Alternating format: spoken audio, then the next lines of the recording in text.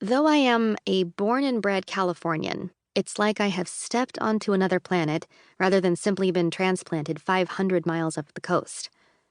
To me, California has always meant the urban sprawl of Los Angeles County or the sun-dappled beach communities of San Diego. Glass and steel and row houses crowding San Francisco. Silicon Valley mansions nestled in the mountains. Farmland, even, making us the nation's food basket. But this is Americana with a coastal twist. Quaint Main Street cluttered with mom-and-pop businesses, clapboard houses that could equally be a bar, a hotel, or a sea glass museum. Or all three in one. It's small-town charm. Friday night lights. It could be Kentucky if not for the ocean view. Not that you can see it from here. Don't you want to live at the beach? I ask Maura on the drive to school, which is not even an 8-minute walk from home, but my grandmother insisted on a driving tour of Seaview before registering me. I roll down my window, suck in salty air.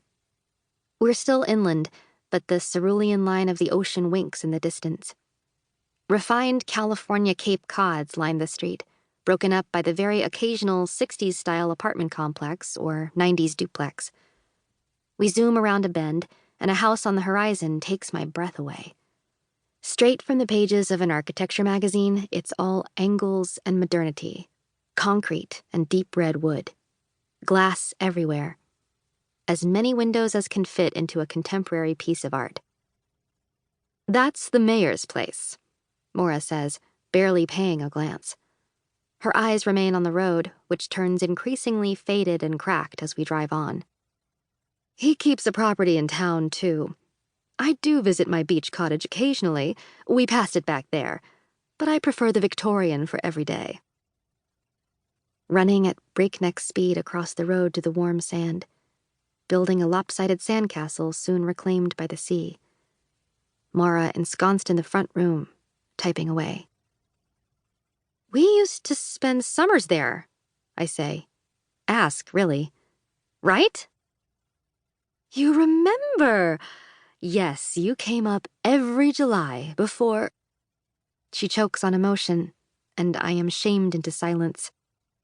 Before my mom cut us off, refused to speak to her mother, effectively ending my relationship with her too. One day, I had a grandmother. The next, I had a sore subject I quickly learned to never bring up with my mom.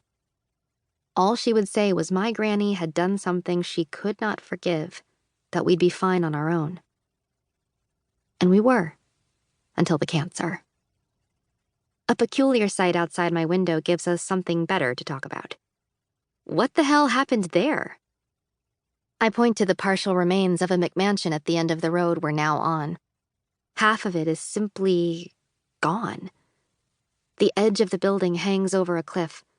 The pavement around it is cracked and buckled. The sea came for it and half the block last year. Cliff face underneath simply slipped away.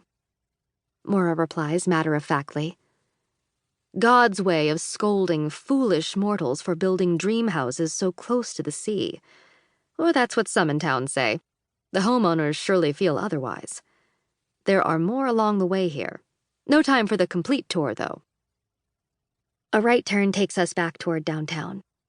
We cruise past modest bungalows and apartment complexes, while Maura points out historic homes, churches, a corner store, the diner, that Mexican place that opened in 1986. That she remembers the precise year and makes a point to call it out tells me a lot about the homogeneity of this place. The faces I see outside the car do little to convince me otherwise. We pull into the Seaview High parking lot, where Maura's late-model Mercedes finds good company in the front row. Presumably all these luxury cars belong to the kids who live in those doomed beachside mansions. Established 1938, proclaims the stone sign at the parking lot entrance, but the main school building must have been remodeled in the 60s by the looks of the soaring stone archway at the entrance, and again in the 90s, judging from the new windows. Beyond the main building, I spot several squat classroom blocks through a grassy quad crisscrossed with covered walkways.